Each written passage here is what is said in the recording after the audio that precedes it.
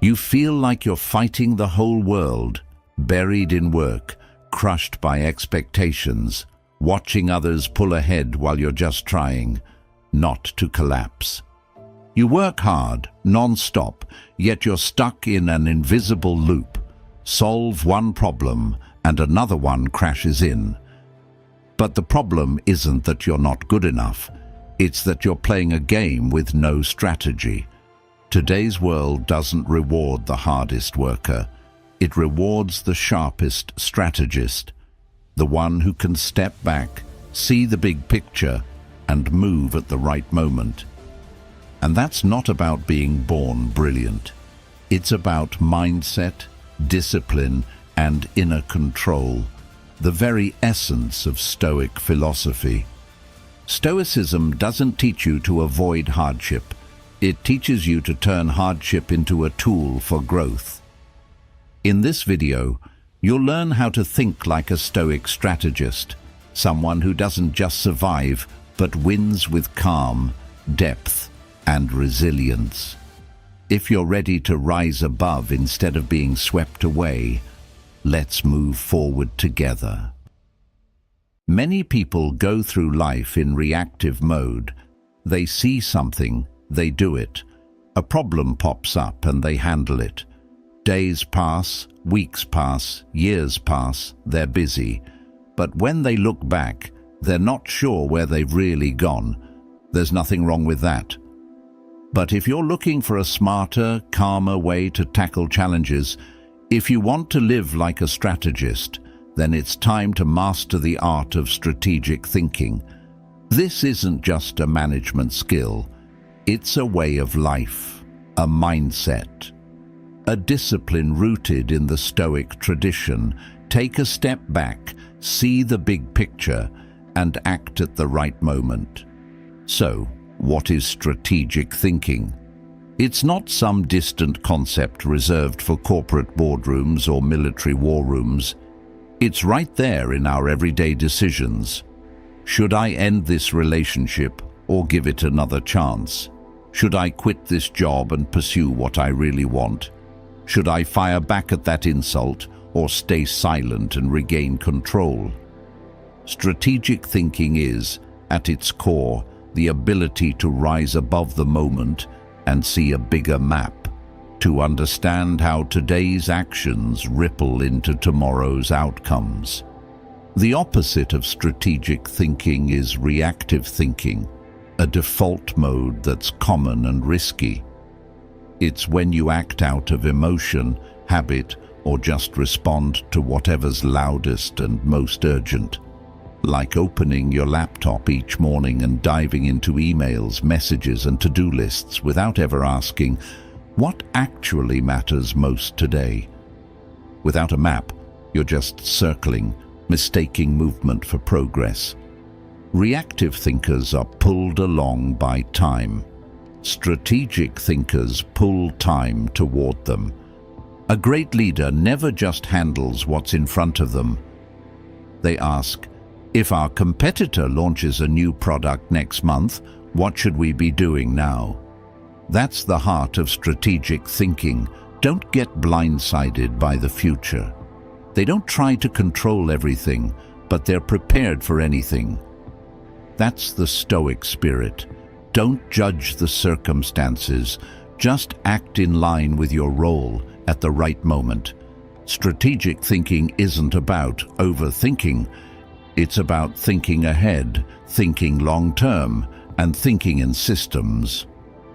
In today's complex world, success doesn't go to the smartest person.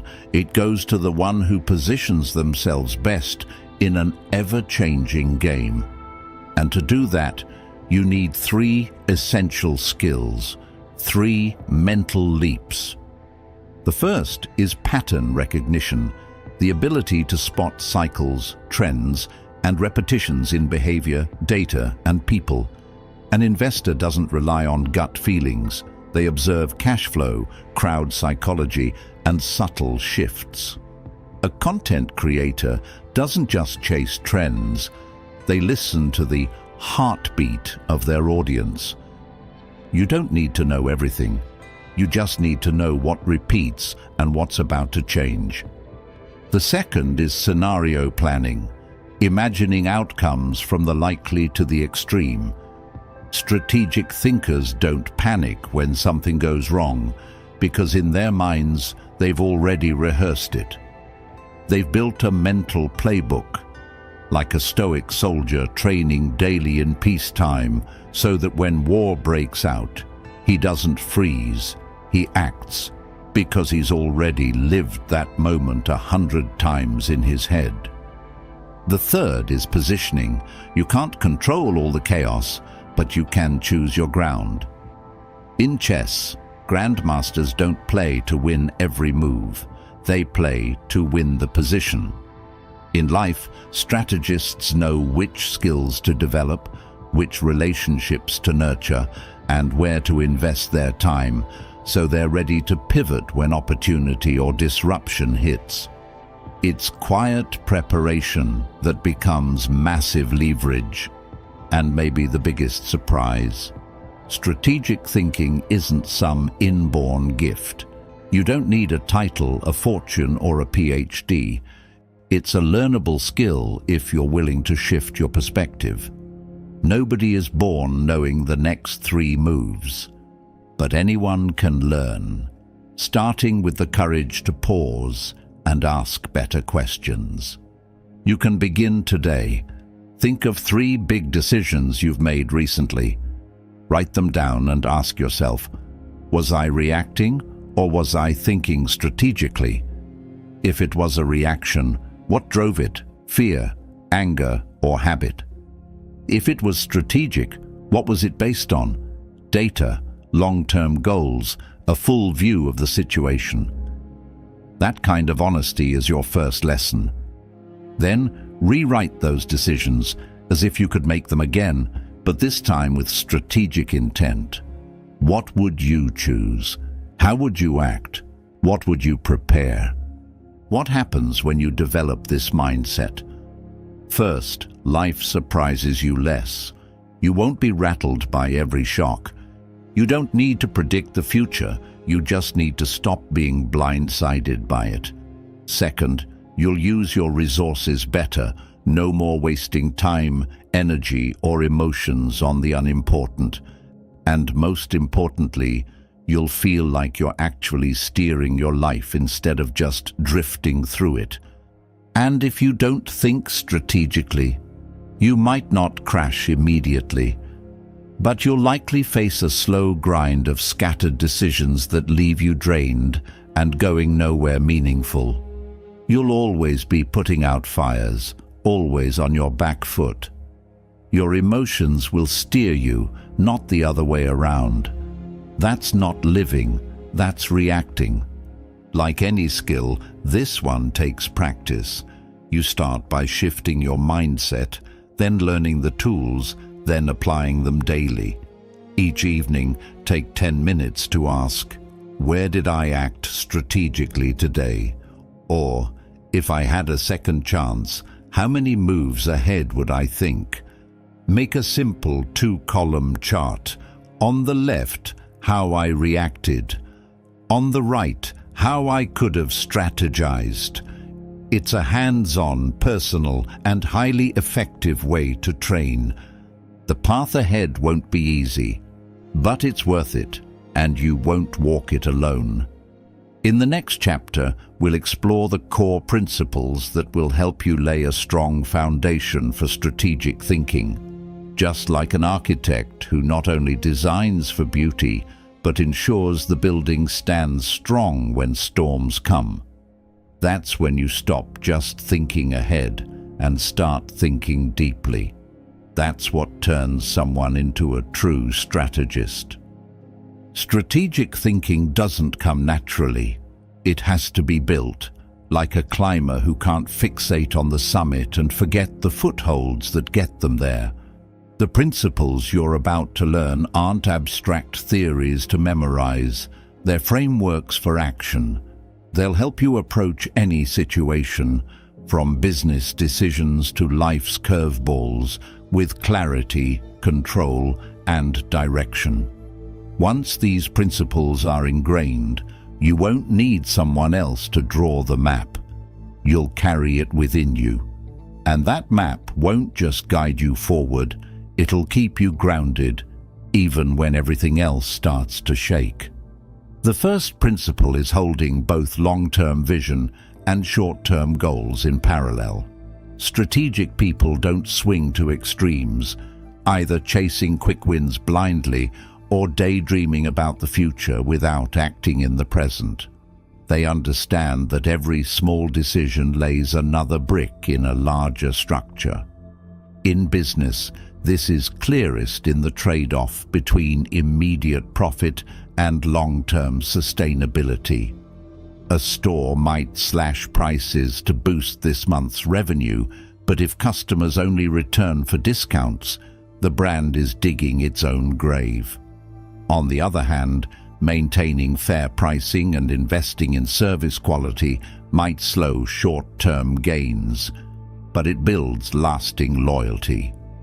It's the same in personal growth.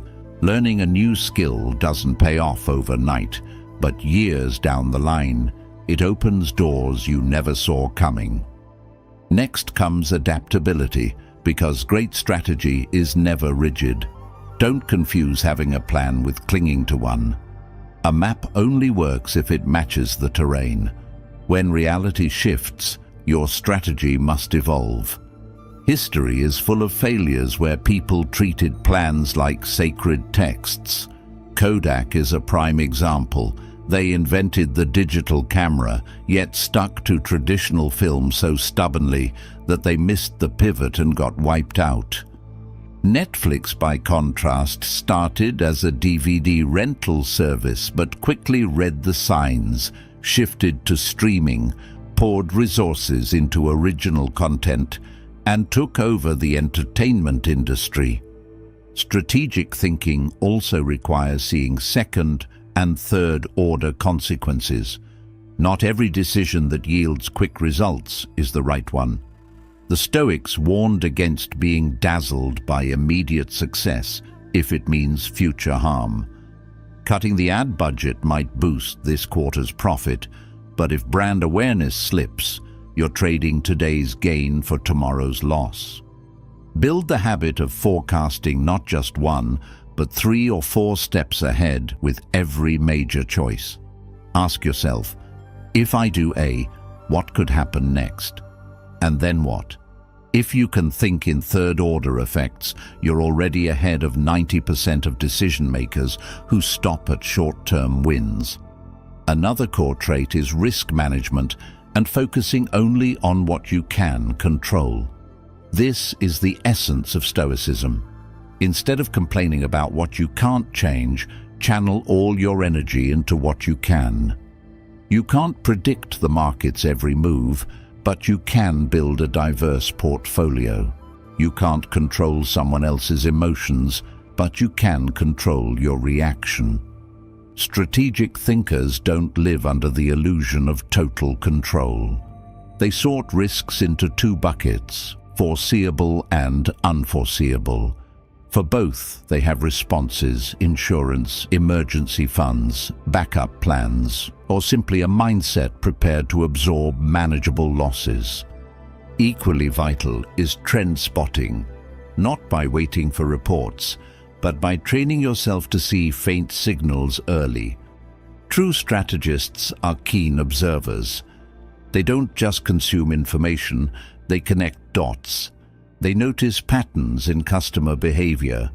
They pick up subtle shifts in preferences or routines, and from that, predict what's coming. You can train this muscle by picking 3 reliable information sources, one from your industry, one from a totally different field, and one from tech. Each week, jot down 2 weak signals that feel worth watching. Over time, you stop reacting to trends and you start shaping them. Strategic thinking also demands ruthless prioritization. Not everything is worth doing. Not every customer is worth keeping. The 80-20 rule isn't just a productivity hack, it's a survival strategy. Identify the 20% of actions that deliver 80% of the results. Then, cut the rest. People who know what they want aren't seduced by every opportunity, and people who value their time don't waste it on meaningless tasks just to check a box. All these principles converge in a single archetype, the true strategic thinker. They see issues in probabilities, not binaries. They play the long game. They prepare rather than react. They see risks without fear because they've prepared for them. They can change course without losing direction. Most of all, they're lifelong learners, drawing lessons from history, others, and their own missteps. You can start sharpening your strategic thinking in small ways. Instead of a to-do list, make an impact list. What can I do today that gets me closer to my 3-year goal? When faced with a decision, lay out the first 3 consequences and push yourself to find the 4th, the one few consider. When you read a piece of news, don't rush to share it or react. Ask, is this part of a larger trend? What bigger picture does it fit into? And once a week, take 15 minutes to ask yourself, am I still on course, or is it time to adjust? Strategy isn't a 100-page document. It's the ability to think deeper, see further, and act with consistency. When you internalize these principles, life no longer ambushes you with surprises. Instead, you enter every battle ready, not to win them all, but to never lose meaninglessly. Now you have a solid foundation in strategic thinking, a mental map for navigating any storm. But strategy alone is just paper without a sharp tool to analyze, test, and challenge each decision. In the next chapter, we'll equip you with that critical weapon, critical thinking, the blade that cuts through noise, exposes what's real, and keeps you sharp in a world flooded with information. Get ready, because if strategy is your map, critical thinking is your compass. You believe you're rational, but real rationality isn't about how much you think, it's about whether you're willing to question yourself. One of the harshest paradoxes in strategy is this: the smarter you are, the more likely you are to fall into your own thinking traps. Sharp logic and articulate arguments often get used not to uncover truth, but to defend flawed assumptions. In strategic thinking, if you don't learn to challenge what you believe to be true, you'll become the first victim of your own mind. That's why the Stoics treated critical thinking as a foundational discipline, not to appear smarter than others, but to see things clearly, free from illusion. The Stoics taught that wisdom doesn't lie in collecting answers, but in asking the right questions. A good question is like a blade, sharp enough to cut through the layers of rationalization that hide the truth. Critical thinking is that blade, not for attacking others, but for refining your own perception. The goal of this chapter is to bring you closer to a strategic mind, one that avoids self-deception, resists snap judgments, and stays clear-headed in the fog of information overload. At its core, critical thinking is the ability to pause your personal beliefs and examine an issue from multiple angles.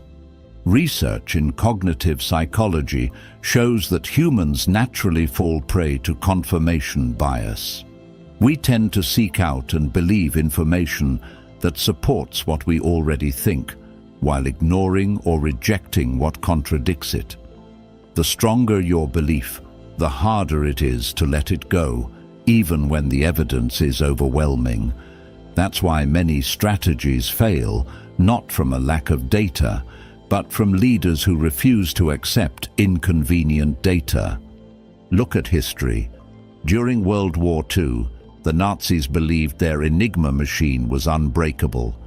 Their leaders trusted their security so completely that they kept using it despite growing signs that something was wrong. But at Bletchley Park, a team led by Alan Turing refused to accept the limits others assumed. They challenged what seemed obvious, broke down the problem using logic and probability, tools still unfamiliar at the time, and created decoding models that eventually turned the tide of war. Their relentless pursuit of truth, even when no one else saw the point, shortened the war by an estimated 2 years and saved millions of lives. Not by firepower, but by critical thinking. By daring to ask, what if the world is wrong? In business, one of the most common traps is mistaking correlation for causation. Sales go up after a marketing campaign, so the campaign gets the credit. But what if the entire industry spiked due to the holiday season? If you build a strategy on a false assumption, every move that follows is just fumbling in the dark. Great strategists never settle for surface-level conclusions.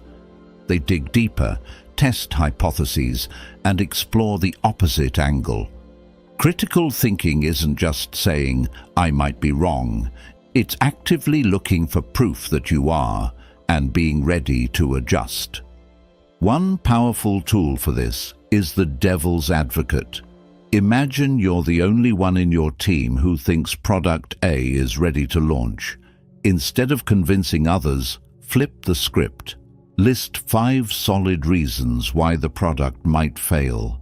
Maybe it's too complex, the user experience is clunky, a competitor beats you to it, or it simply doesn't solve a real problem.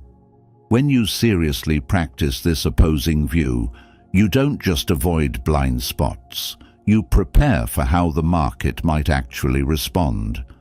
Alongside this, mental models can level up your critical thinking into a true strategic asset. First, principles. Thinking pushes you to break problems down to their core. Don't ask, how can we improve the product? Ask, what is the one essential thing users truly need? Inversion flips the question. Instead of, how do we succeed? Ask, what would guarantee failure? When you anticipate mistakes, you can avoid them. Second-order thinking teaches you to look past the first outcome. Sure, a big discount might drive sales today, but will it damage your brand long-term? Then there's the 80-20 rule, identifying the 20% of factors that drive 80% of results, and Occam's razor. When in doubt, go with the simplest explanation. Combine these models and you'll gain a clearer, fuller, more realistic view of any situation. But no tool is useful if your language remains vague. In strategy, vagueness is the enemy. Improve efficiency means nothing unless it's defined. Does that mean reducing handoff time by 10% or cutting errors below 3%? The clearer your terms, the sharper your decisions. And finally, there's one thing no model can replace: intellectual humility. The courage to admit you were wrong is what sets great thinkers apart. The Stoics never taught that you must be right from the start. They taught that if you're wrong, fix it fast. If you're confused, seek clarity. If ego's in the way, strip it down. A strong strategist doesn't attach their identity to any single idea, because once you do, you'll stop questioning it. Want to practice this now? Think of a recent decision, maybe a marketing strategy, a hiring call, or something personal. You believed it was right. Now put yourself in the shoes of someone who disagrees and write down 3 legitimate reasons why. Then ask, if I had to prove I was wrong, how would I do it? Forcing yourself to see from the opposite side is the sharpest form of mental training. Critical thinking won't win every argument, but it will keep you from losing to yourself. It won't make you paranoid, but it will make you alert. It won't make you anxious, but it will make you solid. And if you stick with it, it becomes a habit that shields you from the subtlest traps of flawed thinking. Remember, every failed strategy starts with an unchallenged belief, and every sound strategy grows from the courage to look inward. So now, if your mind is sharper than before, the next question is, how will you use it?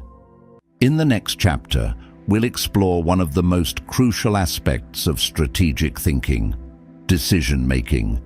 You've learned to see clearly and think deeply. But thinking means nothing without the skill to choose, to act, and to turn insight into outcome. That's the moment when critical thinking hands the sword to decisive action. A single wrong decision can cost an army a battle, bankrupt a business, or steer a life into a dead end. Yet the irony is this: most of us still make decisions like their gut reactions, quick, emotional, or worse, left to fate. In a fast-paced world, many believe that acting quickly is the same as being smart. But strategic thinking flips that idea on its head.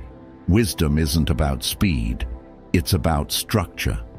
How do you think like a general before war, like an architect before laying the first brick, or simply like someone truly in control of their destiny?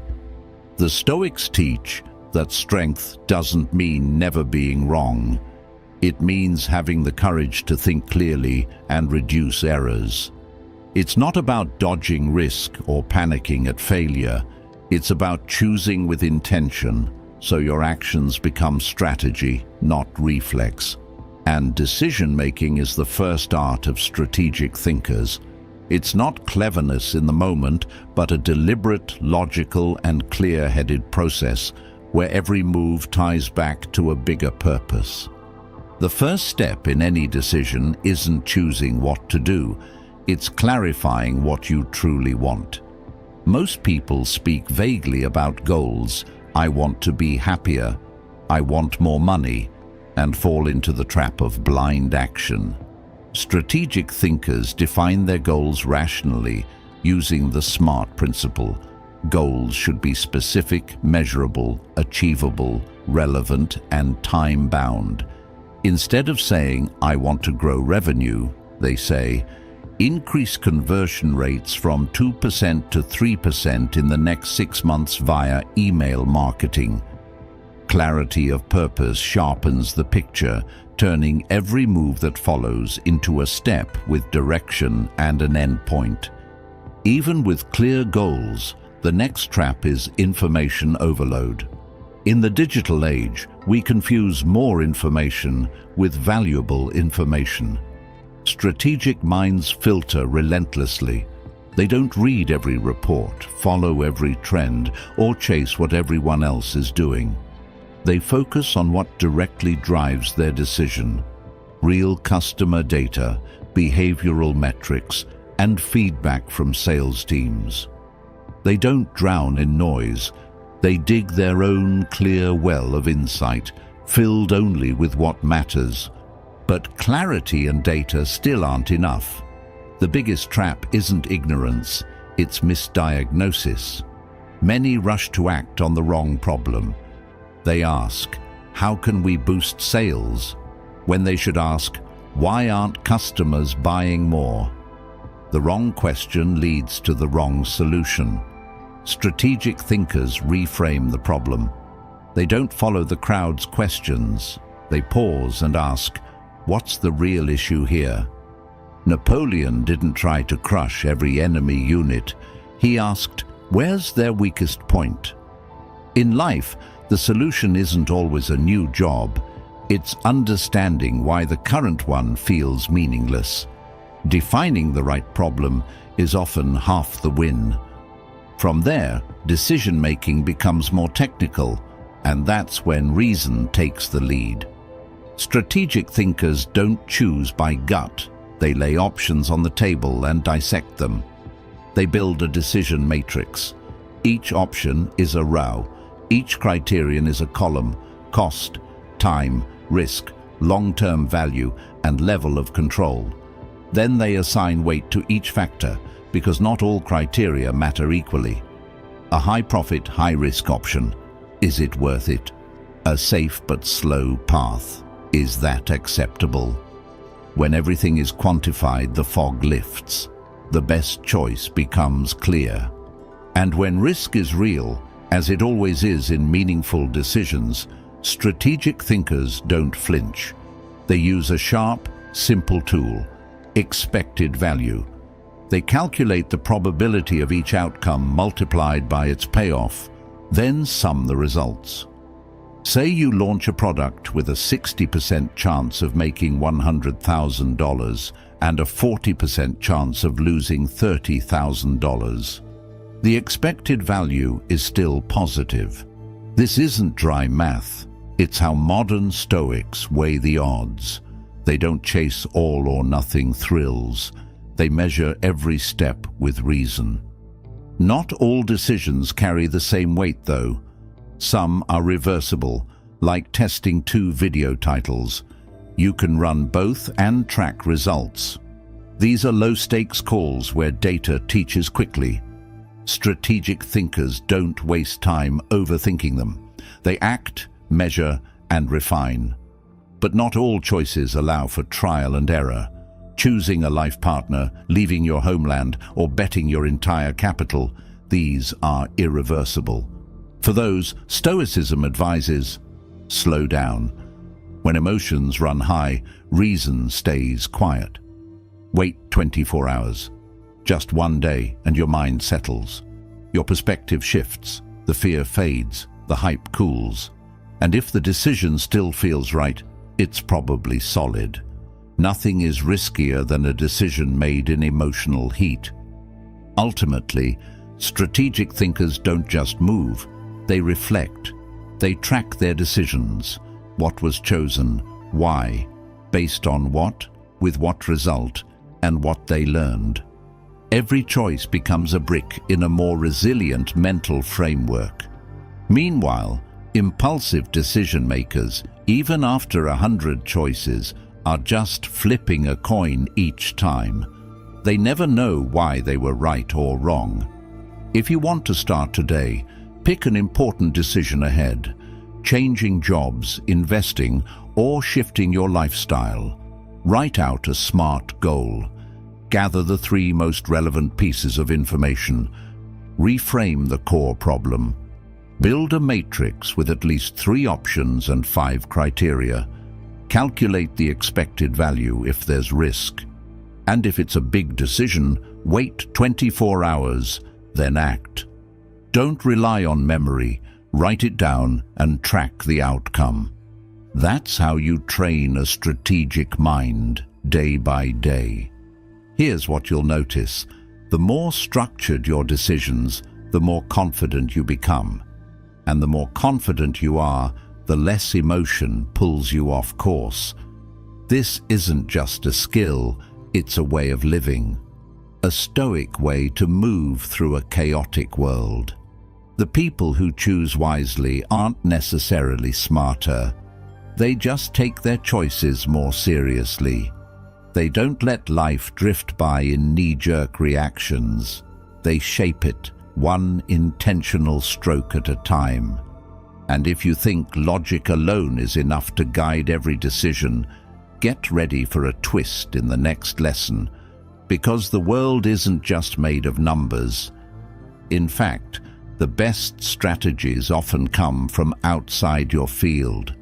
A business breakthrough might spring from music. A scientific insight might trace back to philosophy. What truly sets high-level strategic thinkers apart is their ability to think across boundaries, to connect the dots between disciplines. Where logic meets inspiration, where knowledge stops being siloed. That's what we explore next. Interdisciplinary strategic thinking, where thought becomes art and connections reveal what others miss. In a high-pressure meeting, a young manager stared at the plunging revenue report, searching in vain for the cause. Every campaign had followed standard protocols, budgets stayed on track, and the team remained unchanged. Everything seemed right, except the results. Then a colleague casually asked, "Has there been more rain than usual this month?" The question seemed irrelevant until it wasn't. It was the missing piece. Sales had dropped because most customers walked to the store and heavy rain kept them indoors. A new strategy was born: offer rainy day online order promotions. Strategy doesn't always emerge from data. Sometimes it comes from unexpected connections between seemingly unrelated things. That's when strategic thinking evolves into interdisciplinary thinking, the ability to break boundaries, listen across fields, and synthesize new perspectives. The Stoics taught that a wise person never traps their mind in a single way of thinking. They observe the world from above, recognizing it not as isolated boxes, but as a dynamic, interconnected system. Interdisciplinary thinking isn't about collecting knowledge from every field and hoping it'll be useful one day.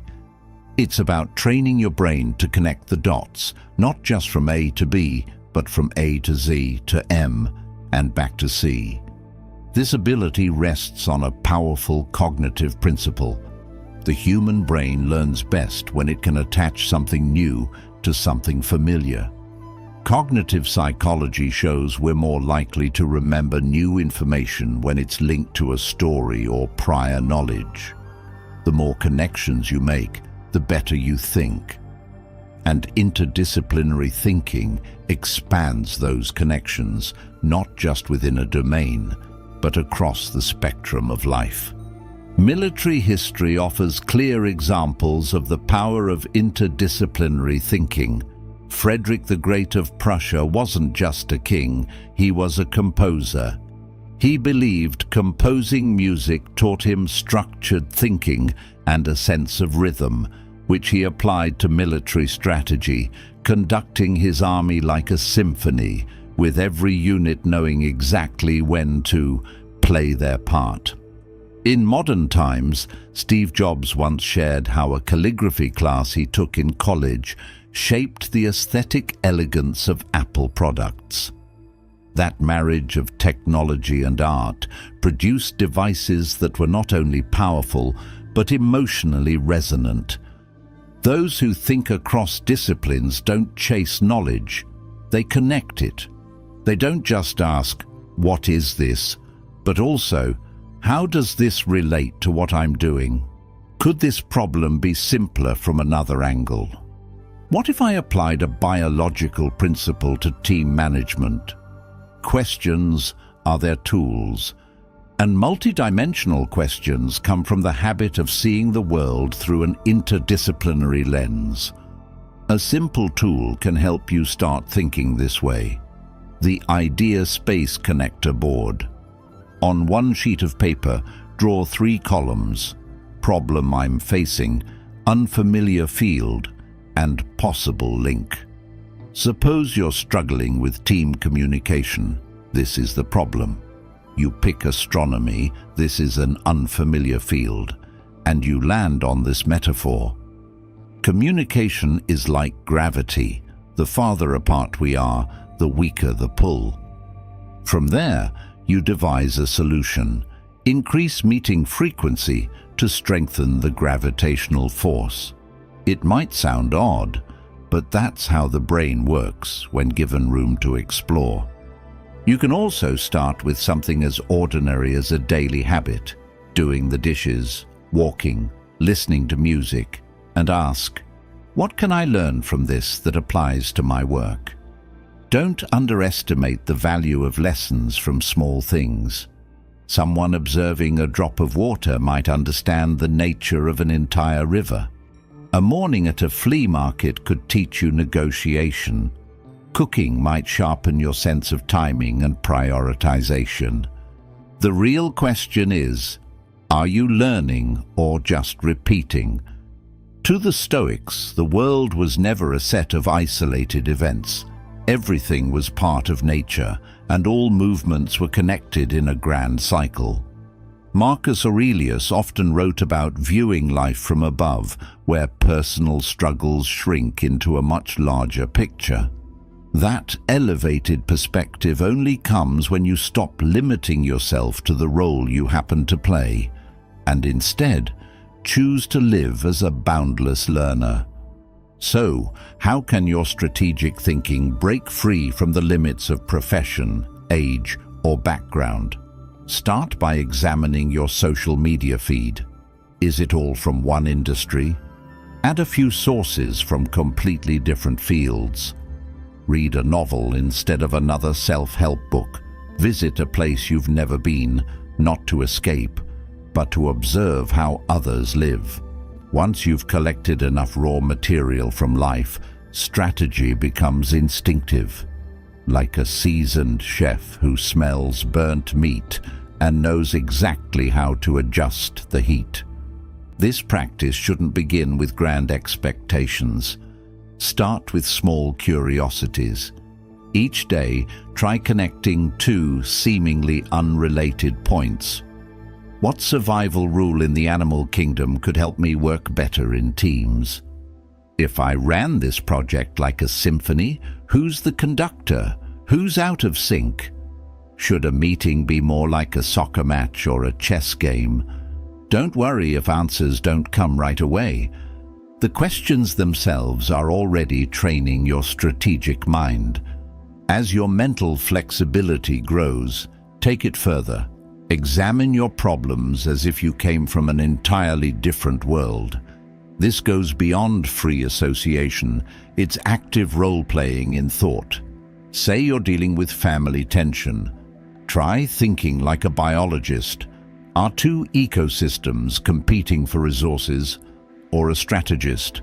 Are overlapping interests causing friction because there's no clear delegation?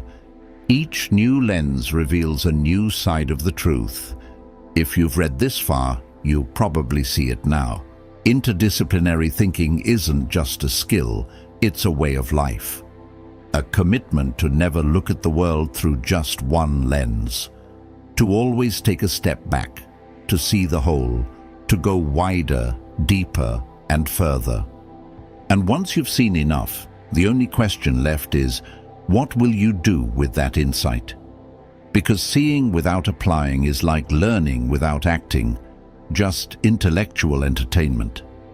That brings us to the next step, turning strategy into action, from idea to real-world results, where sharp thinking must reach your hands, your feet, and your discipline, to make strategy not just a plan on paper, but something you can touch. As the Stoics reminded us, wisdom isn't in what you think, it's in how you live, day by day. There's a familiar feeling many people carry, the sense of having a brilliant plan, and yet staying stuck. The mind races, visualizing, strategizing, mapping it all out. Everything seems sharp and logical in your head, but day after day, nothing actually happens. The plan stays theoretical. The goal doesn't get any closer. The trap is this: we confuse thinking strategically with living strategically. The Stoics taught that if an idea doesn't lead to action, it's just an illusion, beautiful but not real, powerful in thought, useless in life. A strategic thinker isn't just someone who plans far ahead, but someone who knows how to take the first small step right now. Strategic thinking isn't about painting grand mental pictures. It's about turning those ideas into a measurable, repeatable, and scalable sequence of actions. In behavioral psychology, this is known as the intention-action gap, the disconnect between what we intend and what we do. Science has shown that just thinking about a goal can trigger a small dopamine hit, making us feel accomplished without actually moving forward. That's why successful people don't rely on inspiration. They rely on systems. And that's what we need to build. A system that transforms strategy into real-world results. The Stoics emphasized looking at everything in concrete, controllable terms. Vague thinking breeds doubt.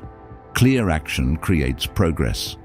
To turn ideas into action, we must first break goals down into measurable components. OKRs, objectives and key results, are powerful tools for this. Every objective comes with 3 to 5 concrete, verifiable results. Instead of saying, "I want to be healthier," a strategic thinker would say, "I'll work out 3 times a week, keep my sleep score above 90% on my tracker, and lose 2 kilos in 60 days. What you can measure, you can improve. When things are clear, excuses disappear. But here's the hard truth. Not everything you can do is worth doing. In war, generals never spread forces thin across every front. In business, top performers don't try to do everything. They focus on the biggest levers. That's where the Eisenhower matrix becomes a compass. It categorizes tasks into 4 types: important and urgent, important but not urgent, urgent but not important, and neither. Most people chase the urgent. Strategic minds prioritize the important. Instead of drowning in emails, chasing deadlines, or reacting to life's drama, they invest in building systems, developing skills, and nurturing meaningful relationships, things that whisper quietly but change your life loudly. To make that possible, you need a time structure strong enough to resist the chaos of real life. The 90-day sprint is a proven framework used by high-performing companies and individuals. Each quarter, you select 3 to 5 focus goals, break them into small steps, and track progress weekly. This aligns with how our brains work. Not too long to lose motivation, not too short to lose direction. Each review checks more than progress. It checks alignment. Am I moving toward what matters, or just staying busy for the sake of it? No strategy can thrive without accountability. The Stoics didn't believe in blame, they believed in responsibility, all the way to the end. At work, this means assigning each task to someone with clear deadlines, KPIs, and check-ins. In life, it might be as simple as writing your weekly goals on the wall, sending updates to a trusted friend, or building a dashboard to track progress. The question isn't whether you're perfect. The question is whether you're honest with yourself every week. Then comes execution, but the smart kind. Stoic thinking doesn't romanticize perfection. It knows the first version is usually the worst. But that's not a reason to delay. It's a reason to start lean. That's the MVP, minimum viable product approach. Write 1 chapter and let a friend read it. Run a mini workshop before launching a full course. Build a demo before the whole system. The goal isn't to get everything right the first time. It's to learn early while the cost of mistakes is still low. A strong strategy leverages what matters most. The 80-20 rule shows that 20% of causes produce 80% of results. Strategic people find their 20%, the habits with the biggest impact, the skills that open the most doors, the allies who push them further, faster. They double down on those, and they boldly eliminate, automate, or delegate the rest. This isn't cold, it's clear-headed.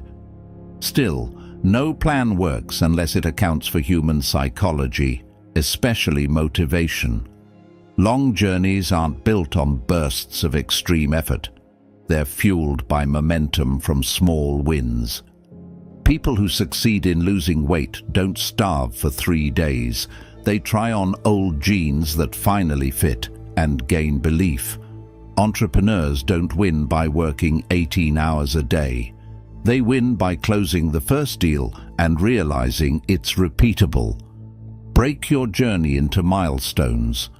Celebrate them. Sustained positive emotion takes you farther than impulsive effort ever will. Powerful strategy demands ongoing reflection and adjustment. No one's right forever. No plan stays perfect.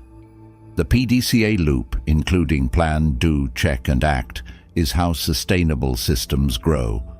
Sit down each week and ask, is the plan working? Are my actions bringing me closer to the goal? What needs to change? Stoics aren't afraid to return to step 1. They know growth isn't a straight climb. It's the wisdom to pause, reassess, and move forward smarter. So now ask yourself, what have I long considered but never acted on? What plan did I write down, only to let it fade into forgotten notes? Am I living strategically or just thinking strategically while staying stuck? If you want to change, don't start by reading more. Start by acting. Choose one goal. Write down 3 to 5 specific results. Identify the single most important task this week. Schedule your review. Take action in the next 24 hours. You don't need inspiration. You need a system. You don't need to be perfect. You just need to begin. Strategy doesn't live in your head. It lives in what you do, over and over. Action is the strongest force, not because it's loud, but because it finishes what thought alone cannot. We've just explored one of the most critical traits of strategic thinkers, the ability to turn ideas into outcomes. But the world doesn't freeze while you execute your plan. It shifts fast and often. So what happens when your strategy no longer fits? When does the playing field flip? When does everything you prepared for no longer apply? That's when the art of adaptive strategy becomes essential. In the next lesson, we'll dive into a deeper level of thinking. How to stay true to your purpose while changing your path. How to bend without breaking. How to persist without becoming rigid. And most importantly, how to make change part of your survival strategy. Don't miss it. In life, there are moments when we feel firmly grounded, until the ground suddenly shifts beneath us. It might be a market upheaval, a betrayal from someone we trusted, or a seemingly flawless plan unraveling due to an unforeseen twist.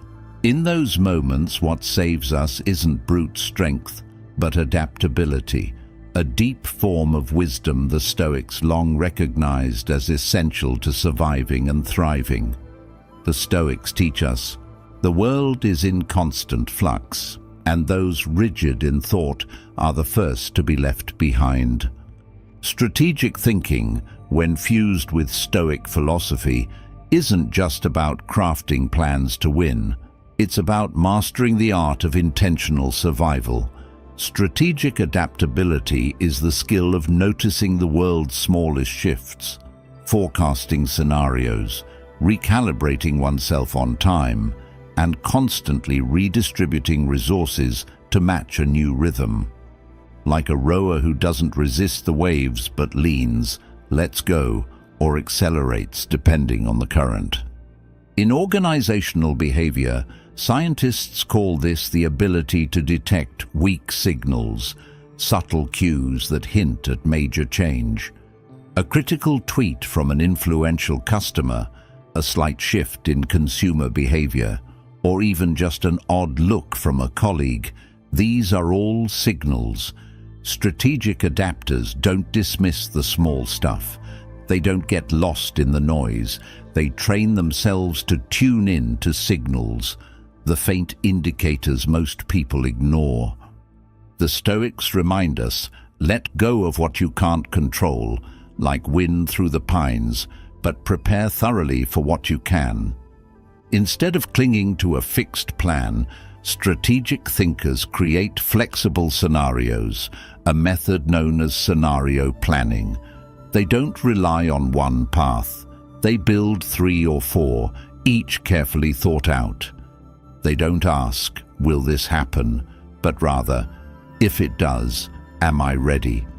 In war, the army with an escape plan lives to fight another day. In modern life, those with a plan B don't crumble at the first shock. Strategic thinking demands humility. The Stoics teach that real wisdom begins with admitting what we don't know. Overconfidence blinds us most in moments of change. In times of disruption, the winners aren't those with the most data, but those who learn the fastest. And fast learners run small experiments, what we might call minimum viable changes. Just like startups release the simplest version of a product to test, strategic individuals make small moves, a conversation, a shift in routine, a new approach, then listen to the outcome. Adaptation doesn't always roar. Sometimes it's just the right step at the right time. But no one can adapt when emotions are in the driver's seat. In crisis, instinct often pushes us toward fear or anger. The Stoics warn us that emotions are temporary reactions, not reliable guides. Clarity in chaos is the line between a leader and someone who panics. Whoever controls their mind in difficulty can control their direction. As one entrepreneur put it, "I don't trust in plans, I trust in calm, decisive action in chaos."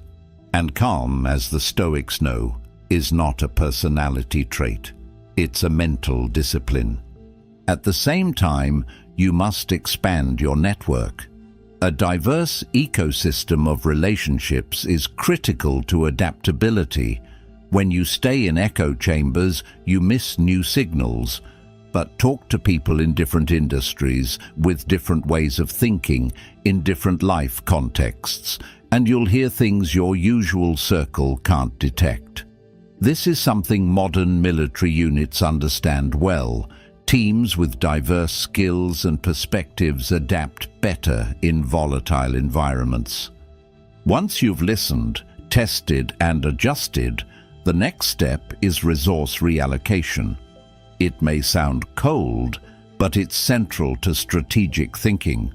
You must know when to pull investment from a project overloaded with emotional attachment, when to withdraw time from a relationship that's no longer healthy, and when to pivot entirely towards something uncertain but full of potential. That takes courage. The courage to walk away from what once felt right, but no longer serves your growth. It's like the story of Gideon in the Bible. The Lord said to Gideon, "You have too many men. Anyone who trembles with fear may turn back and leave." In the end, he had only 300 warriors, but they were the right ones. Life is like that too. Sometimes to win, you don't need more, you need the right. The real question is, do you have the strength to let go of what once gave you confidence, but now only weighs you down? To act on this today, build your own 4 corners of adaptability matrix. What are you doing well so you can maintain it? What's out of your control so you can release it? What weak signals are showing up so you can watch them? And what small changes can you try this week so you can take action? Fill it out weekly, and you'll start seeing shifts in both awareness and outcomes. You'll move from reacting to life to skillfully steering it, like a seasoned captain navigating the storm. If you feel stuck between 2 choices, change or hold your ground, ask yourself, which option will help me learn faster, connect more widely, and move closer to inner freedom? The answer won't disappoint you. We can't stop the waves, but we can learn to ride them. Strategic adaptability is the lesson of resilient flexibility, a paradox that lies at the heart of Stoicism. To stand like stone amid change, but to move like water through rock. That's why those who live this way rarely fall, because they don't resist the world. They move with it, on their own terms. And if you think that's enough to master the game, think again. Survival isn't the final goal. The best survivors can still be forgotten unless they master a higher art, the art of influence and leadership. That's where we're headed next. Into a realm where reason isn't cold and the heart isn't weak. A true strategic thinker doesn't just weather the storm, they lead others through it. Let's take the next step into the art of influence and leadership. There are moments when a single glance, a well-timed word, or even purposeful silence can shift the entire course of events. Not everyone holds formal power, but anyone can be influential. In the art of strategic thinking, influence isn't manipulation, it's leadership, guided by clarity of mind and warmth of heart. A cool head sees reality clearly. A warm heart connects and inspires trust. That's the true strength of a Stoic leader, not loud, but unshakable in the storm. The Stoics teach us, the wise don't try to control others, they first master themselves. From that foundation, actions, words, and presence naturally radiate influence.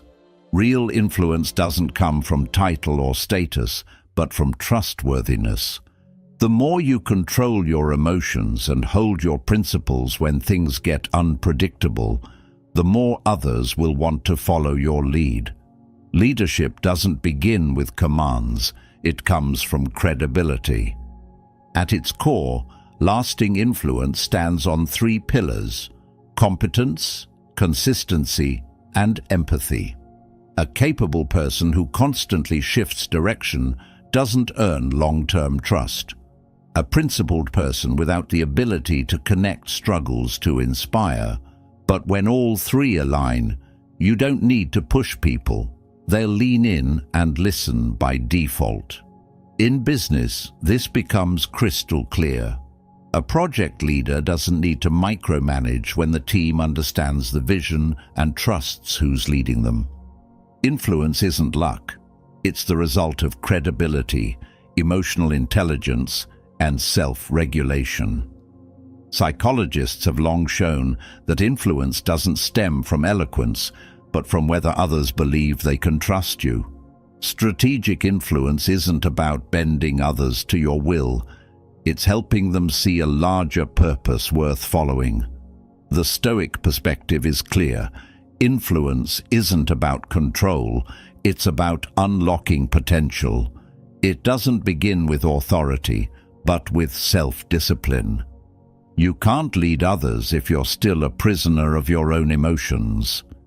In real-world arenas, from politics to business, those with the most influence aren't always the smartest, but often the ones who understand people best.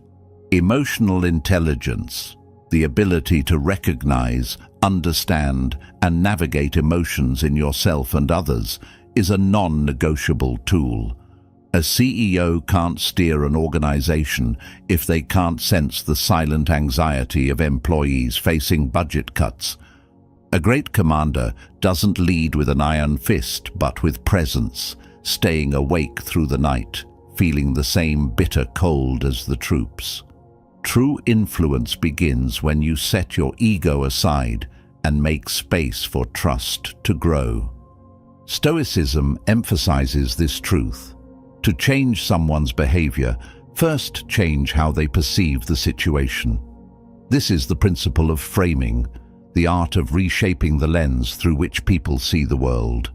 A leader doesn't say, "We're in a crisis," but rather, "This is our chance to do something bold and unprecedented." Same reality, different frame, different outcome. In strategy, the winners aren't those who react fastest, but those who define the rules of engagement. Of course, the craft of influence goes beyond words. Behavioral science has proven the power of principles like reciprocity, social proof, and psychological anchoring.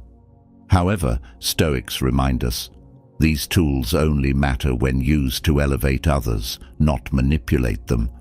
If you give compliments just to get them back, that's a transaction. But if you help someone see the good in themselves, you're creating real influence, the kind that returns to you in trust. So, how do you build strategic influence? Start by mapping your personal influence matrix. Who are you influencing? Where does your influence come from? Expertise, kindness, connection, or consistency? Are there people you're trying to influence without understanding what they truly need? And are there people you're quietly influencing every day without even realizing it? Draw this out. Don't just think about it. Seeing the full picture reveals the gaps you need to fill. Next, craft a shared vision, a story or mission others can see themselves in. People don't go all in for KPIs. They go all in for meaning. If you make them feel their efforts are part of something bigger, they'll go further than expected. But a vision isn't something you shout, it's something you live. Stoics believe words carry no weight without consistent action behind them. One powerful practical technique is the art of strategic silence. In a critical discussion, know when to pause. Silence gives others space to think and gives your words time to sink in. Don't fear the quiet. It's not weakness. It's where real influence gathers power. Those with a deep impact often speak less, but always speak to the point. Try this. Over the next week, choose 3 situations where you typically react emotionally, maybe during criticism, debate, or disagreement. In those moments, instead of reacting, pause, breathe, observe your feelings. Then ask, what influence do I want to have here, and what response will help me achieve it? Over time, you'll train yourself to separate emotional reflexes from strategic responses. Remember, influence isn't about getting people to hear you. It's about living in a way that makes them want to listen, even before you speak.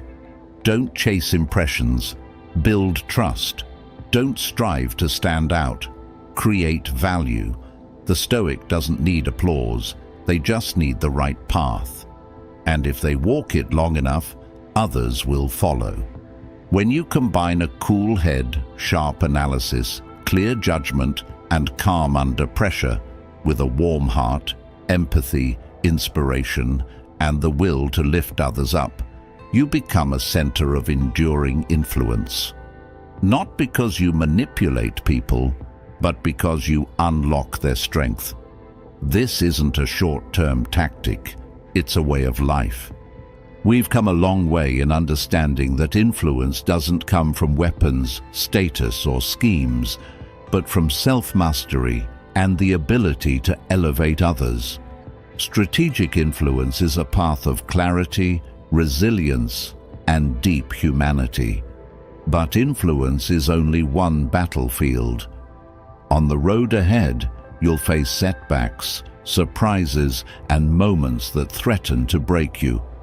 Which is why the next chapter turns to the core of true strategic thinking: resilience. Not stiff, brittle endurance, but flexible, unbreakable inner strength. The kind that carries you through the sharp turns and rough terrain without falling apart. Because without resilience, strategy is just theory. Get ready for the most vital part of the journey: strategic resilience to bend without breaking. No matter how well you prepare, there will come a time when every map becomes useless, and even the most meticulous plan falls apart in the face of harsh reality. In those moments, few will tell you this: Sometimes the wisest move isn't to forge a new path, but to learn how to stay grounded in the rubble without losing yourself. In the long game of strategic thinking, it's not the person with the prettiest blueprint who wins. Victory belongs to the one who endures the longest, not because they never fall, but because they always know how to rise, facing the right direction. That's the art of strategic resilience, the ability to stay the course, no matter how many times life knocks you down. Stoic philosophy teaches that adversity reveals character. It's easy to stay calm and rational when things go your way. But when crisis strikes, when emotions surge like a tidal wave and chaos takes over, that's when your philosophy faces its true test. Strategic thinkers aren't just good at analysis, planning, or decision-making. They carry an invisible armor, the ability to regulate emotions, to not let anger, anxiety, or despair hijack their power to choose. Strategic grit starts with mastering the mind, not letting emotions steer the wheel. Neuroscience shows that under intense stress, the brain's rational command center, the prefrontal cortex, weakens, giving way to emotional reflexes from the amygdala. That's why smart people can make reckless decisions in a crisis. If you don't train yourself to pause and observe your emotions instead of reacting to them, you're letting the most primitive part of your brain shape your fate. Strategic resilience at its core is mental discipline. Many people think the battle begins when the challenge arrives. But Stoics argue it starts long before in the mind, in the careful, rational imagining of worst-case scenarios. They don't wait for adversity to learn how to respond. They train ahead of time by picturing the worst, not to torment themselves, but to become familiar with uncertainty and reduce the shock when things go wrong. They call it premeditatio malorum, preparing for adversity with reason, so when it hits, you're not frozen, but ready. Strategic thinking isn't about dodging every threat. It's about having the mindset and response plan to adapt while staying on course. In real life, those who survive major upheavals, CEOs, politicians, and athletes, share one trait. They know how to reframe failure. A CEO can see a bad quarter as the end or as valuable data for correcting strategic mistakes. An athlete can view an injury as a career-ending loss or as a chance to rebuild better fundamentals. The same event, but the meaning you assign to it determines your next move. Strategic resilience doesn't deny failure. It decodes and redefines it as part of the journey. A powerful example comes from the startup world. Airbnb was rejected by dozens of investors who thought the idea of letting strangers sleep in your home was absurd. But the founders didn't give up. They adapted their model, learned from feedback, and stayed laser-focused on their long-term goal. They didn't let anger ruin investor relationships or let early rejection push them to quit. Instead, they made the most of what they had, doing their own marketing, selling cereal to keep cash flowing, and constantly experimenting. That's strategic resilience in action, unwavering inner belief paired with tactical flexibility. No one is resilient alone. You might have willpower and vision, but without a support system, people who remind you why you started and help you see clearly when you're exhausted, you'll lose your way.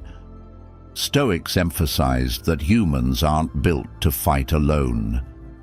Building a reliable network where you can share, be challenged, and draw strength is essential to every strategic journey. To build strategic resilience, try the 3 circles of control model. Clearly identify what you fully control, what you can influence, and what's beyond your reach. The sooner you sort these out, the less energy you waste on battles you can't win. Also, create a strategic recovery board, a simple yet powerful tool. Write down 3 things you've overcome that once seemed impossible, 3 people you can call when you're close to giving up, and 3 small actions you can take in 10 minutes to regain control. When the storm hits, you don't need to search for strength. You just open the notebook and act. The true strength of a strategic thinker isn't in their brightest moments, but in how they stay motivated when no one is watching.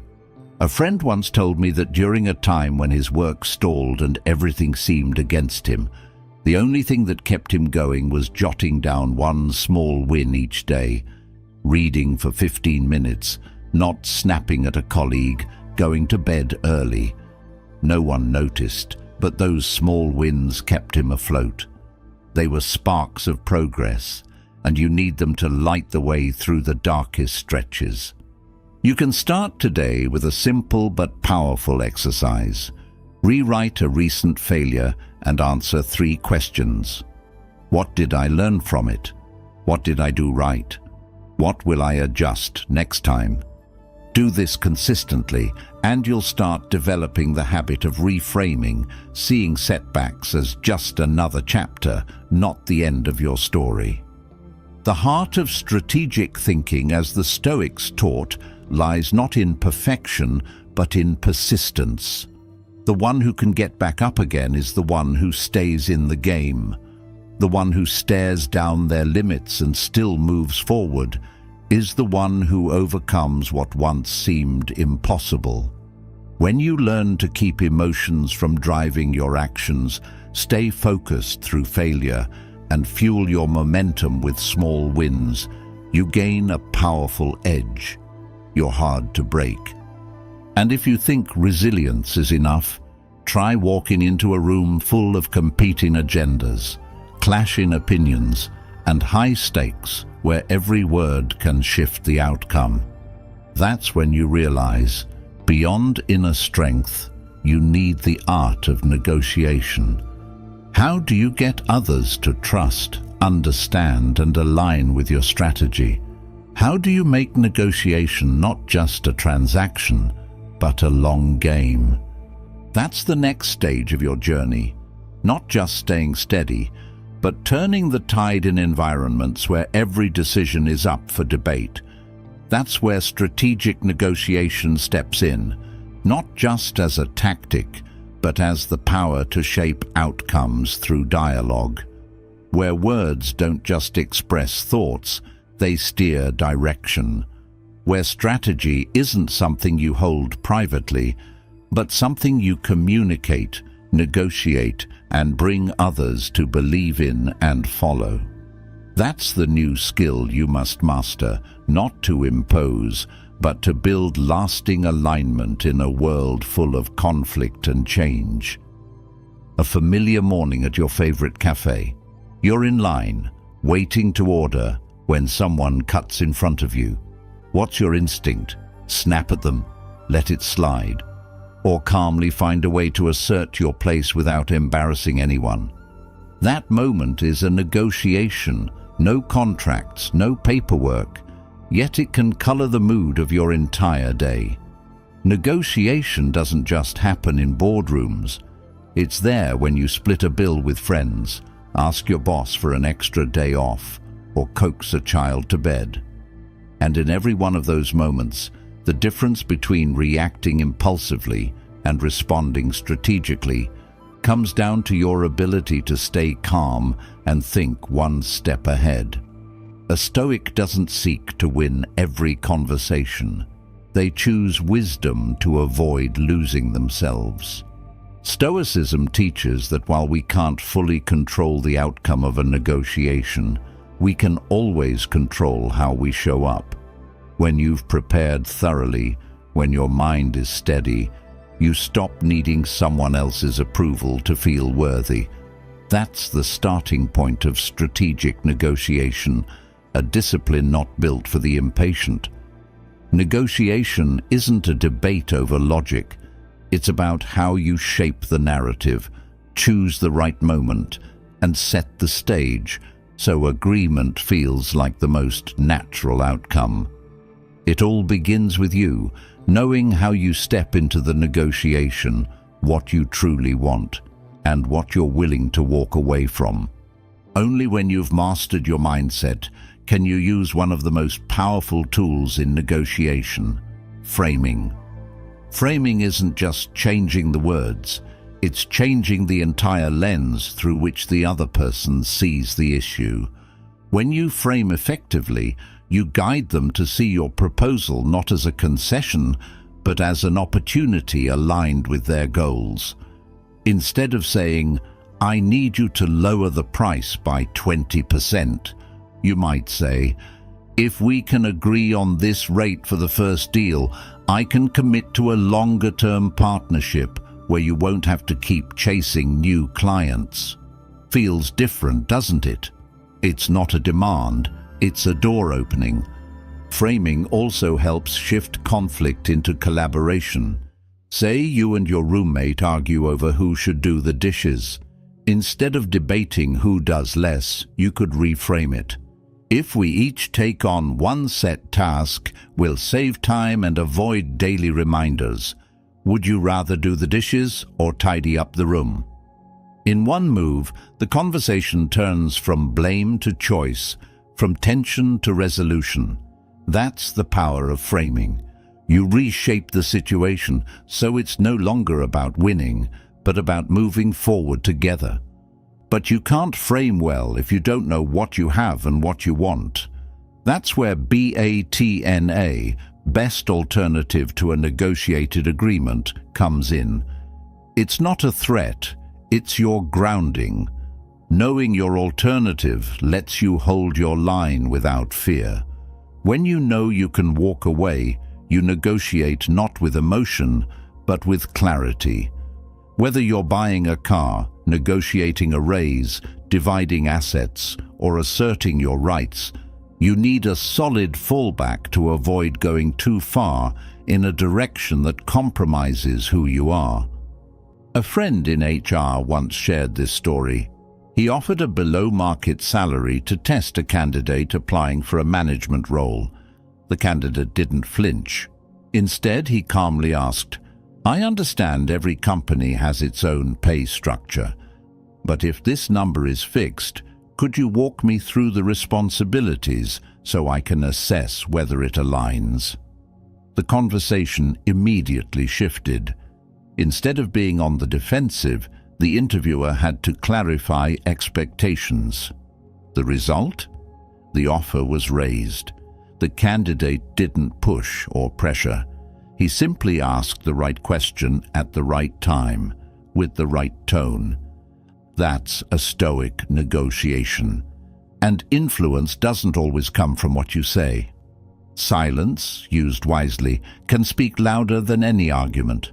When you hold back from reacting, you create space that forces others to reflect. That silence isn't passive, it's deliberate. Think of those times you didn't respond to a sharp comment, letting the other person reveal more than they intended. That's silent negotiation. You don't have to shout to be heard. Sometimes, the one who says the least holds the most sway. So how do you build strategic thinking in negotiation?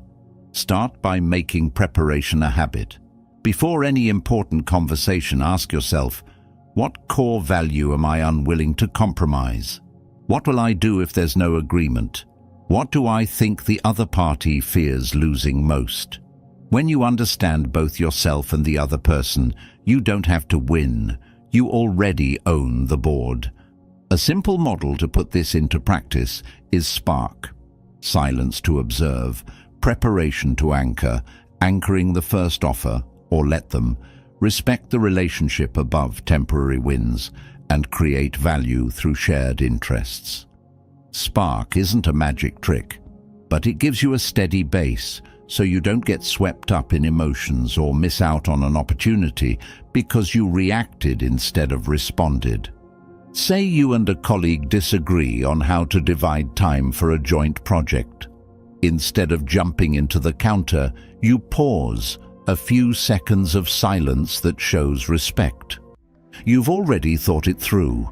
You know where you can bend and where you can't. You suggest calmly, if I focus on part A this week, we could push part B to next week. Would that work for you? You don't escalate the tension because preserving teamwork matters more than scoring a point. And you close with, we both want this project to run smoothly, so let's find something that works for both sides. That's strategic negotiation, not in a boardroom, but in the everyday pulse of office life. If you want to sharpen this skill, start small. Swap shifts with a coworker. Set boundaries on time with family. Talk to friends about sharing responsibilities. Set your intention. Observe reactions. And most importantly, embrace not always winning. Because sometimes losing a short-term point is exactly how you win the long-term relationship. Strategic negotiation isn't about being a master debater. It's about sensing pace, shaping dynamics, and building agreement without forcing it. When this becomes second nature, conflict stops feeling like a threat. It becomes a chance to train your resolve, your respect, and your inner strength. Step by step, you'll realize true influence isn't about what you say. It's about how you show up in the conversation. And when you've mastered this quiet power, it's time to think ahead. Strategic minds don't just react well, they prepare early. In the next lesson, we'll move to a higher level, anticipating the challenge. Not just knowing how to steer when the waves rise, but reading the wind, being ready with your sails, and setting out before the storm hits. That's not just a skill, that's a mindset ready to lead. There's a kind of person we often secretly envy, the one who always seems to know what's coming. Not because they're psychic, not because they're lucky. They avoid trouble not by dodging it, but by being ready for it. While most of us react to whatever life throws our way, they've already seen it coming, made a plan, and waited for the right moment to move. They live as if every challenge has already been written down. They're just flipping ahead a few pages. What sets them apart isn't intuition, it's a strategy. In Stoic philosophy, strategic thinking doesn't start with how to win, but with how not to be caught off guard. And there's no clearer sign of this mindset than the ability to anticipate. The Stoics taught, the wise don't pray for the storm to pass. They learn to build stronger shelters before the wind rises. Strategic thinking is about staying one step ahead. Not always moving faster than others, but thinking further, preparing deeper, and responding smarter. And to do that, you have to master one core skill, imagining the worst. It may sound negative, but it's exactly what brings calm in chaos. Modern neuroscience calls this negative visualization, imagining worst-case scenarios to boost emotional control. But the Stoics practiced this 2,000 years ago. They didn't name it. They just did it daily like a ritual. Imagine you're about to present to a tough panel. Most people would just memorize their script and hope it goes well. But the one who thinks ahead will ask, what if the slides fail? What if I get hit with a tough question? What if no one cares? They don't do this to panic. They do it to prepare. That way, when the moment comes, it's not a crisis. It's a situation they've already handled in their mind. They just pull out the plan and move forward without being overwhelmed. A single mother once shared that she put aside a small amount of money each month, not for spending, but for the worst day. She didn't know when that day would come. But when she lost her job, She didn't panic. The money wasn't the most important thing. The preparation was. It gave her the clarity to stay grounded in the middle of chaos. That's anticipation. You don't need to be a CEO or a strategist to practice it. Anyone can start if they understand what it really means. Anticipation isn't guesswork. It's a trainable process made of 3 steps: observe, simulate, and prepare. Observation means seeing the world not through the lens of what we want, but what could happen. Simulation means mentally stepping into a worst-case scenario and watching how we'd respond. Preparation means translating that into specific action, learning new skills even when your current job feels stable, printing copies of important documents in case something gets lost. Teaching your kids what to do if they get separated from you instead of just saying, "Stay close." In the military, anticipation is life or death. In 1973, when Egypt and Syria launched a surprise attack on Israel during the Yom Kippur War, a few voices in the Israeli military had warned of war. But most dismissed the signals, believing the enemy won't dare. The result? A devastating surprise that cost thousands of lives. Anticipation isn't about being right. It's about listening to even the smallest possibility and preparing for what you don't want to believe. In business, Amazon is a masterclass in staying ahead. Jeff Bezos once said, "I predict one day Amazon will fail. We have to try and delay that day for as long as possible." It wasn't pessimism, it was strategic clarity. Rather than wait for the market to force a change, Amazon disrupts itself. They don't wait for competition to catch up.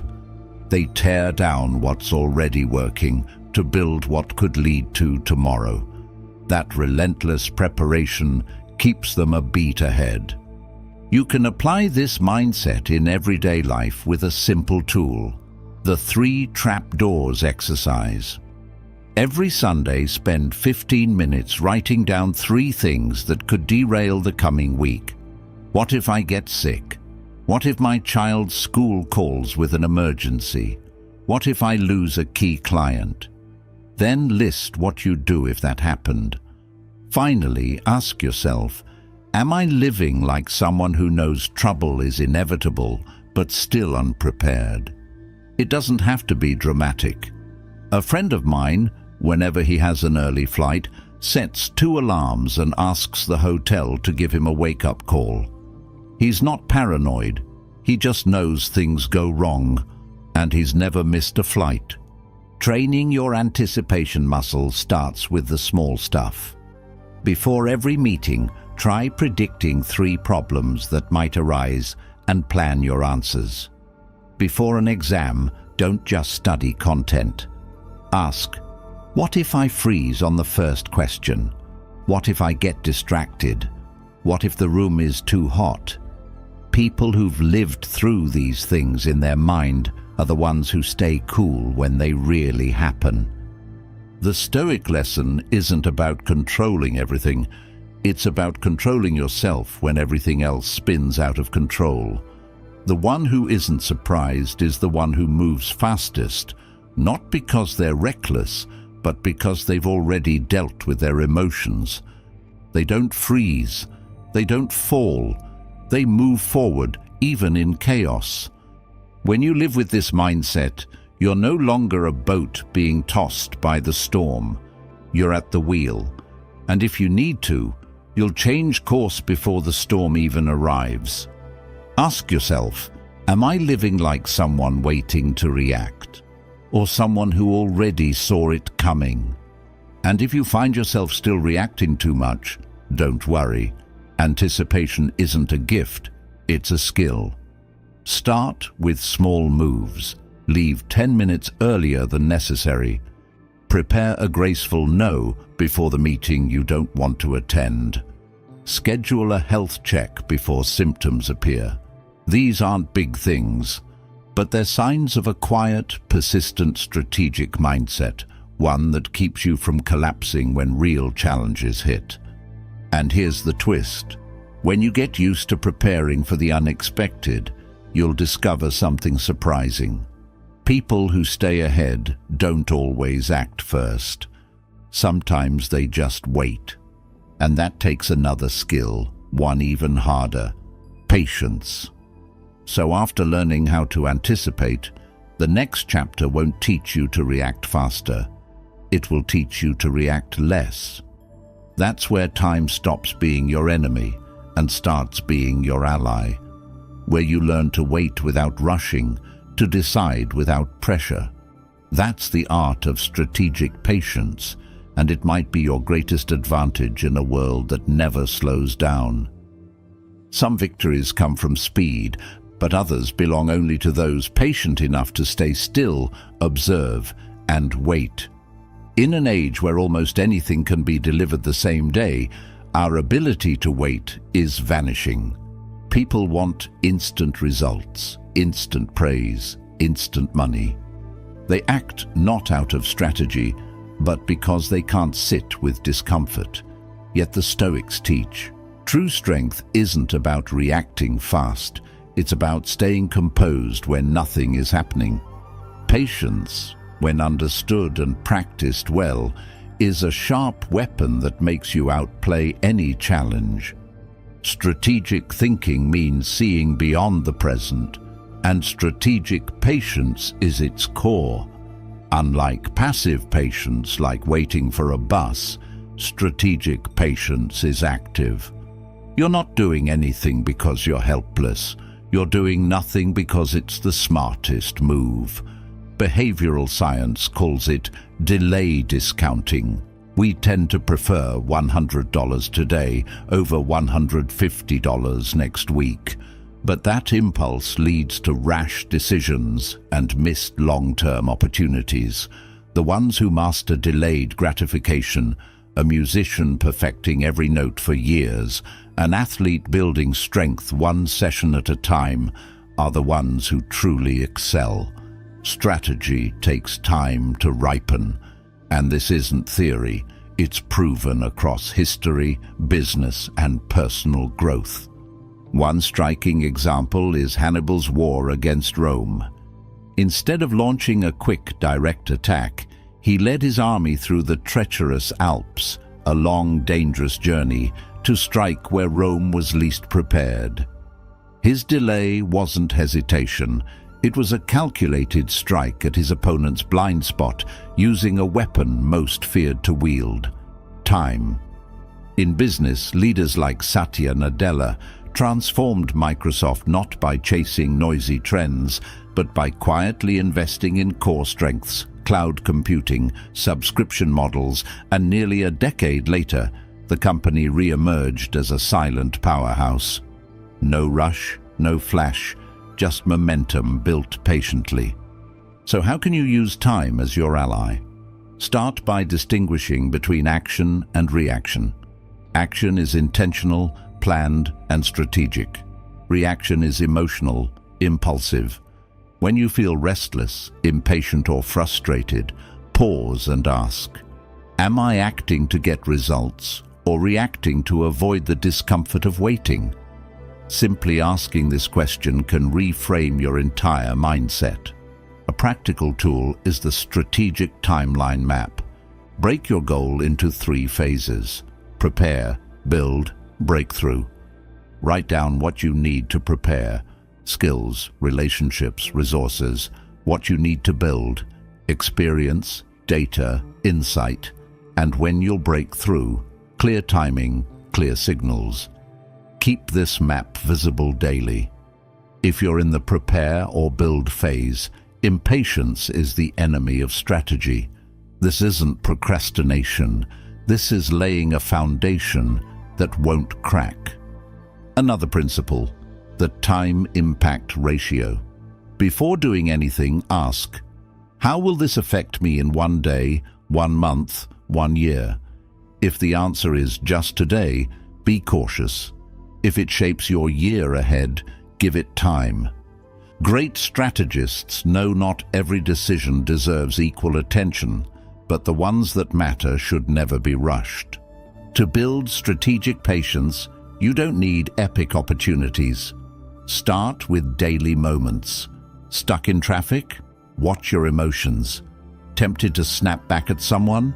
Stay silent for 30 seconds. Got a great idea? Don't post it online just yet. That restraint is mental muscle, strengthened through repetition. When you can delay gratification in 10 small things, you'll be ready for one big thing: a career move, ending a relationship, seizing a life-changing opportunity. But strategic patience has its paradox. Some confuse it with waiting for luck. Many tell themselves they're waiting for the right moment when they're really afraid to act. The difference lies in purpose. Are you waiting because you've already acted and now trust the process? Or are you using patience as an excuse to avoid risk? This isn't an easy question, but strategic thinkers face it head-on. With time, the change becomes real. You become less reactive.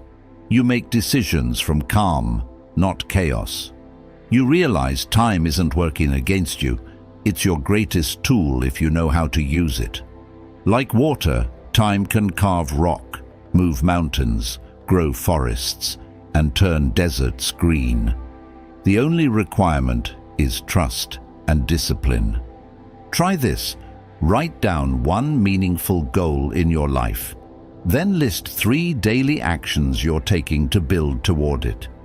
If you can't, maybe you don't have a real strategy yet. But if you can, ask yourself, do I have the patience to not demand results right now?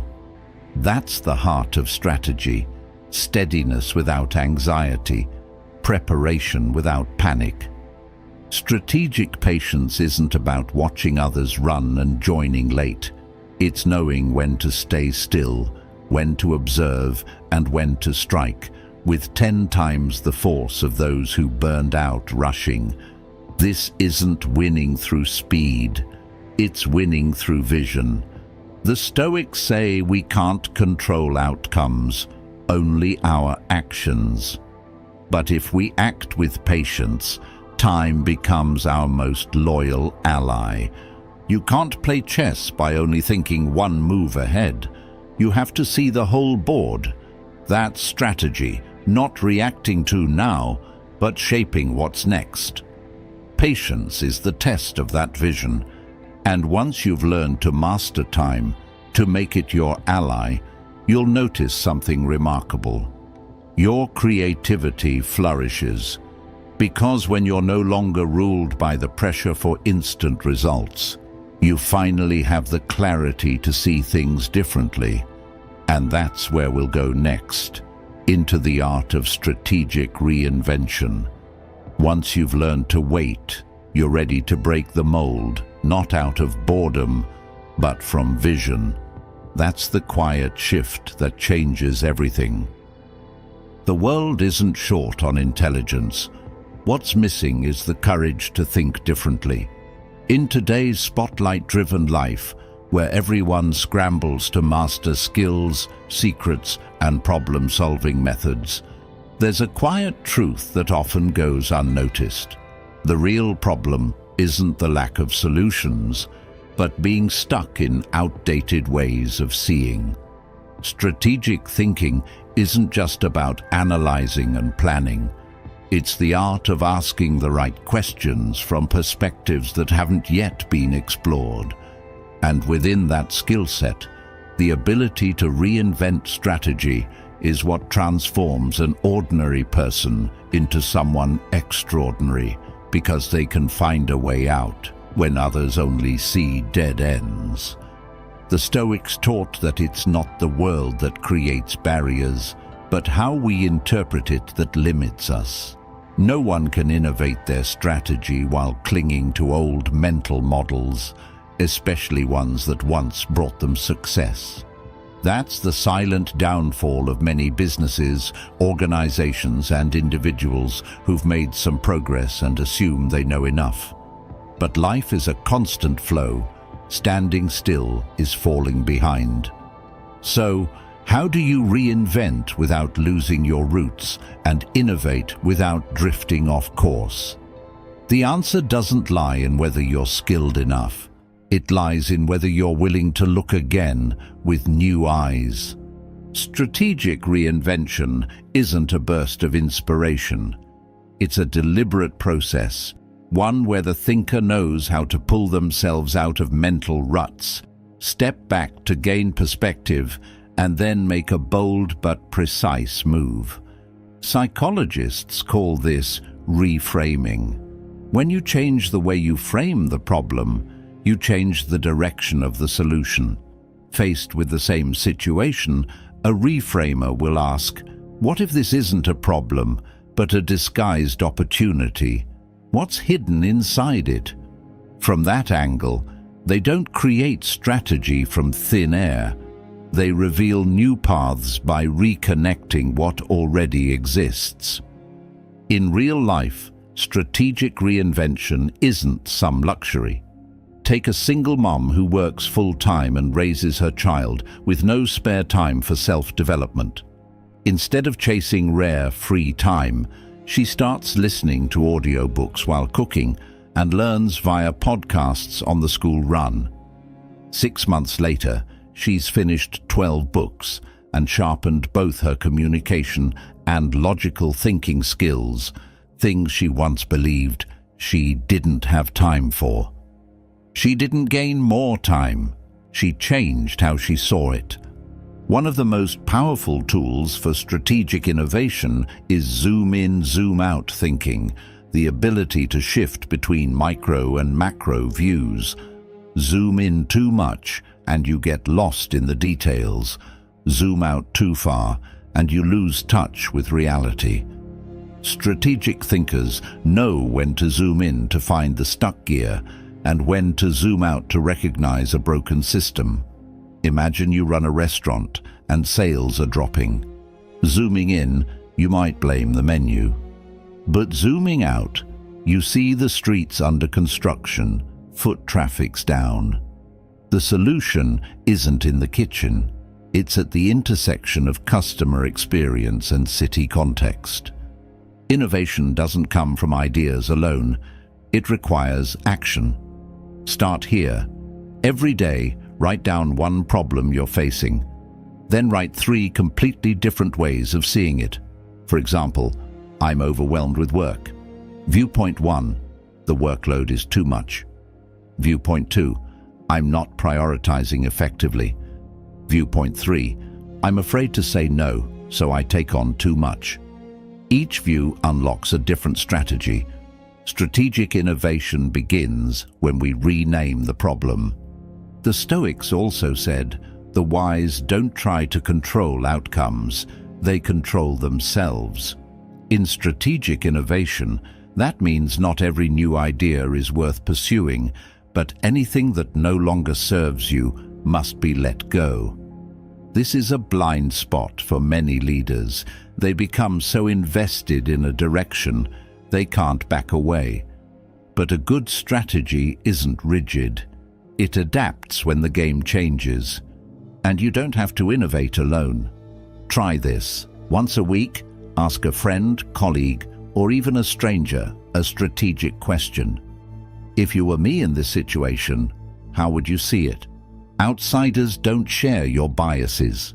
They notice what you overlook, and their different lens can spark your breakthrough. If you still feel stuck in your own thinking, change your physical environment first. Switch your workspace. Adjust your sleep routine. Take a new route to work. Play a different genre of music. A fresh perspective often starts with a small shift. Move your body, and your mind will follow. Once your mind moves, new strategies begin to surface. Strategic thinking isn't just for CEOs or generals. It's for anyone who wants to live with purpose, and at the heart of it is strategic innovation, the ability to create by seeing differently. It doesn't demand that you do more. It asks that you see more clearly. In a world obsessed with more, smarter, faster, richer, the person who pauses to see differently will go further than all the rest. Don't let your intelligence get trapped in old routines. Let intuition meet reason. Let a simple question spark a major shift. And let yourself be the first to admit, I don't need to know more, I just need to see it all a little differently. And this isn't the end, because innovation without depth, without a solid value system to anchor it, fades fast. That's why the next and final lesson leads you to a new frontier, the legacy of strategic thinking, where strategy becomes more than a tool for short-term wins and evolves into the mark you leave for the next generation. That journey begins now, and you're invited to take the next step.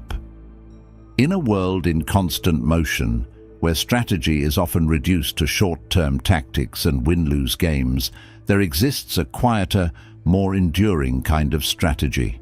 It doesn't aim to outpace anyone or chase quick wins.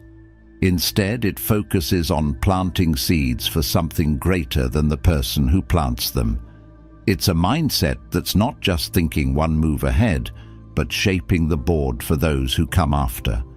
If you've ever paused in the rush of life and asked yourself, will what I'm doing today still matter 5 years from now? Then this final lesson is the echoing answer to that question. To reach this point, you've come a long way. You began by understanding that strategic thinking isn't about being cunning, it's about being awake. Awake to direction, to purpose, to what truly matters. You've internalized core principles, focus on what you can control, master your emotions rather than be led by them. You've sharpened your critical thinking to separate signal from noise, truth from distortion, value from distraction. Step by step, you've trained yourself to make decisions with the calm confidence of someone who understands consequences, not rushing, but not stalling either. As your perspective expanded, you discovered the power of interdisciplinary thinking, how seemingly unrelated fields can intersect to reveal patterns in the chaos. Strategy stopped being just a plan on paper. It became real action, real outcomes. Even as the environment shifts, you've learned to be fluid like water, able to bend without breaking. You've realized that true influence doesn't come from authority, but from inner strength, a clear mind, a passionate heart, and the ability to inspire through trust. When pressure comes, you don't collapse. You stand firm, armored in resilience. You negotiate not to win, but to move forward together. You look beyond short-term needs and wait for the right moment, like a calm, patient strategist. And when stuck, you don't recycle old habits, you create. Not to feed your ego, but to solve real problems. All of this, from foundational principles to everyday actions, is a strategic practice built from the inside out. But now you might ask, what's the point of all this thinking, skill building and effort? What's left behind? That's the biggest question in strategic thinking, and it unlocks the final lesson. Stoic philosophy teaches that a person's worth isn't measured by what they own, but by the impact they leave on others. A true strategist, living by this principle, doesn't chase quick wins. They build systems. They don't just make good decisions. They create a culture where others know how to make good decisions too. Legacy doesn't come from a flash of brilliance. It comes from designing something that works, even when you're no longer there to guide it. This is where we encounter a critical concept in strategy, the self-sustaining system. Instead of chasing outcomes, you create the conditions for outcomes. a garden that keeps growing even after the gardener is gone. History offers countless examples of this mindset. In the military, General Douglas MacArthur's island-hopping strategy in World War II didn't just help the US regain control of the Pacific.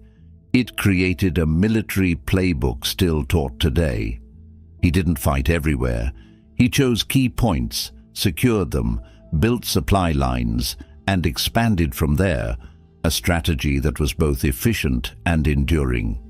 In business, IKEA founder Ingvar Kamprad didn't just build a global furniture chain. He built a system focused on long-term value, simplicity, accessibility, and relentless improvement. He spoke little, but the system he designed speaks volumes in every product and instruction manual. So, what framework helps you live out a legacy-driven strategy? One powerful model is vision, structure, and values.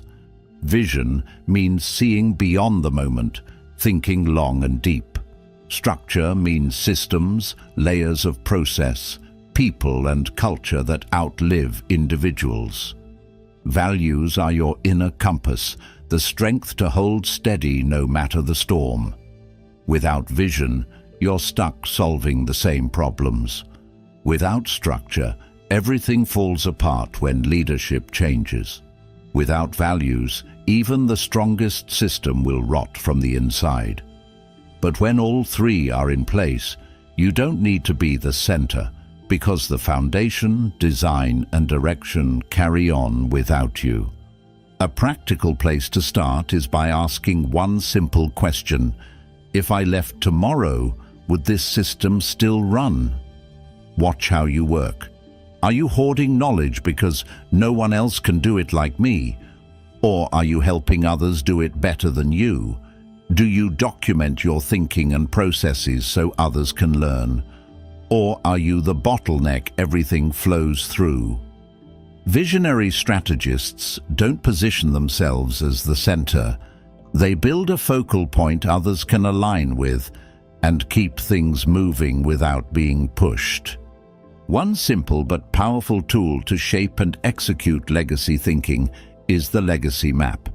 Break it into 3 parts: knowledge I want to pass on, behaviors I want others to adopt, and systems I want to leave behind. A manager might write, I want the team to deeply understand how to prioritize work. I want them to give direct feedback without causing harm. I want to leave behind a clear, concise meeting system with action steps. With this map, every day becomes an opportunity to align your actions with those 3 outcomes, and that's when you stop just working and start building a legacy. To build this mindset, pick one area of your life, family, work, or community and ask, what value do I want to outlive me here? Then take one small action this week to reinforce it. If you want your kids to become lifelong learners, show them how you learn. If you want your team to thrive without you, document your process, redistribute decision-making, or simply teach others how to think, not just what to do. Every small act is a seed, and daily patience turns those seeds into a forest of solid thinking. Here's something to remember. Strategic legacy doesn't always look dramatic. Sometimes it's helping one person shift their thinking, who then helps 10 more. You may never know the full reach of your influence, and that's okay. The Stoic doesn't act for recognition. They act because it's the right thing to do. They know the true power of strategy lies not in personal victories, but in the quiet, steady transformation it inspires. The highest form of strategy doesn't win over others. It doesn't need to. It leaves behind a structure that helps others rise higher than you ever could alone. In the end, after mastering 13 elements of strategy, from critical thinking to decision-making, From adaptability to innovation, legacy is where it all comes together. It's the real destination of strategic thought.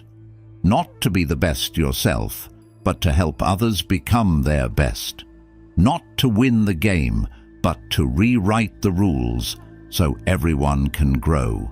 That's where true victory begins. From here, the journey is no longer about learning, it's about living. Because a strategic legacy isn't built from what you know, but from how you show up in every moment. When you choose to speak the truth instead of staying silent, when you empower others instead of holding on to power, when you think about a future you won't be in and still trust it will thrive. That's when your legacy takes shape, quietly, powerfully, and for real.